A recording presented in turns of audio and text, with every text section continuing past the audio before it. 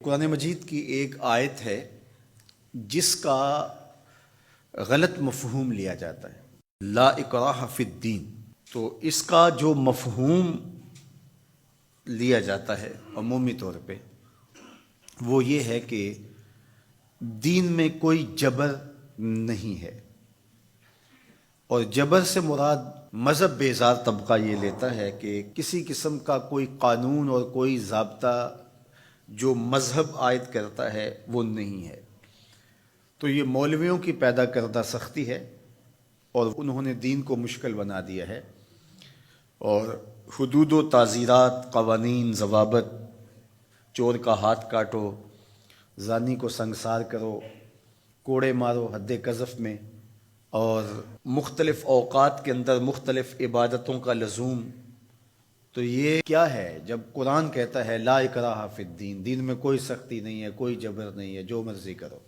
تو یہ اس کا مفہوم نکالا۔ اور ایک طبقہ ایسا ہے کہ جو دین کو اس طرح پیش کرتا ہے اور اس طرح سے دین کو لوگوں کے سامنے رکھتا ہے کہ جس طرح دین پر عمل کرنا کوئی آسان کام نہیں ہے، اور اس کو وہ مشکل اتنا بنا دیتا ہے کہ لوگ گھبرا جاتے ہیں کہ ہم تو پھر دین پہ نہیں چل پائیں گے، چند لوگ ہی دین پہ چل سکتے ہیں، جبکہ یہ دونوں چیزیں افراط و تفریط سے تعلق رکھتی ہیں۔ تو آیت کریمہ کا صحیح مفہوم یہ ہے، لا اکراہ فی الدین کا مطلب یہ ہے کہ دین قبول کروانے میں کسی پر سختی نہیں کی جائے گی کہ تو ضرور مسلمان ہو، یہ اس کا مفہوم ہے۔ اب کوئی دین قبول کر چکا ہے اور پھر احکام شریعہ اس کے اوپر نافذ ہوں گے تو یہ تو ہوں گے، تو اس پر یہ نہیں ہے کہ اب اس پر سختی نہیں کی جائے گی۔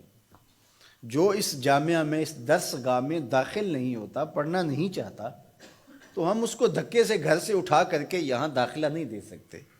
جس کی مرضی ہو آئے اور جس کی مرضی ہو نہ آئے، لیکن جو شخص یہاں آ کے داخل ہو گیا، پھر یہاں جو ہم نے ضوابط اور قوانین بنائے ہیں ان کا وہ پابند ہوگا، اس لیے کہ وہ اپنی مرضی سے آیا ہے اور اس نے یہاں آ کر کے داخلہ لیا ہے۔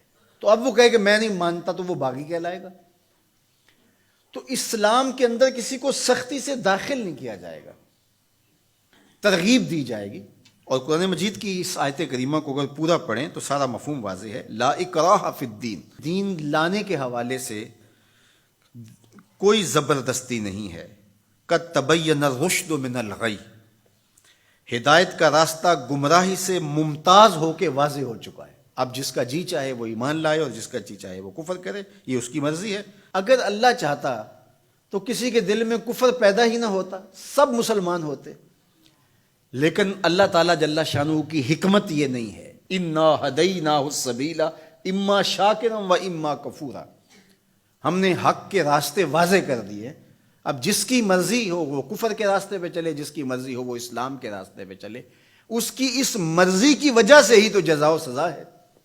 اگر اس کی مرضی سلب کر لی جائے اور وہ ایمان لانے پہ مجبور ہو تو پھر اس کا یہ کمال کون سا ہوا؟ تو کمال تو یہی ہے کہ دونوں راستے ہیں اور دونوں راستے سے دکھائی دے رہے ہیں، اور وہ اپنے اختیار سے خیر کا راستہ اختیار کرتا ہے تو جزا ملے گی، اور اپنے اختیار سے برائی کی راہ پہ چلتا ہے تو اس کو جو ہے وہ سزا ملے گی۔ لیکن اگر اس کا اختیار ہی نہیں ہے برائی کے راستے پہ چلنے کا تو پھر اس کو سزا کیوں دی جائے؟ تو یہ بات ذہن میں رکھیے گا، یہ اختیار پر جزا اور سزا ہے۔ تو آیت کریمہ کا مفہوم یہ بتاتا ہے کہ جو چاہے وہ حق پہ آئے، اس پہ مجبور نہیں کیا جائے گا۔ باقی احکام شریعہ پر عمل پیرا ہونا تو یہ ایک امر آخر ہے۔ تو یہ سراسر نفسانی خواہش ہے کہ اسلام ہمارے اوپر کوئی پابندی نہ لگائے، جس طرح ہم چاہیں اس طرح ہی چلیں اور ہماری زبان پہ کلمہ بھی جاری رہے۔ میں بھی ہوٹل میں پیو، چندہ بھی مسجد میں دو، شیطان بھی خوش رہے، خدا بھی ناراض نہ ہو، یہ کیسے ہو سکتا ہے؟ تو لا اکراہ فی الدین کا جو مفہوم لوگوں نے تراش لیا کہ اسلام کا کوئی ضابطہ قانون ہم قبول نہیں کریں گے، ہم خواہش اور مرضی کی زندگی بسر کریں گے، یہ سراسر دین کی منشا کے برعکس چیز ہے۔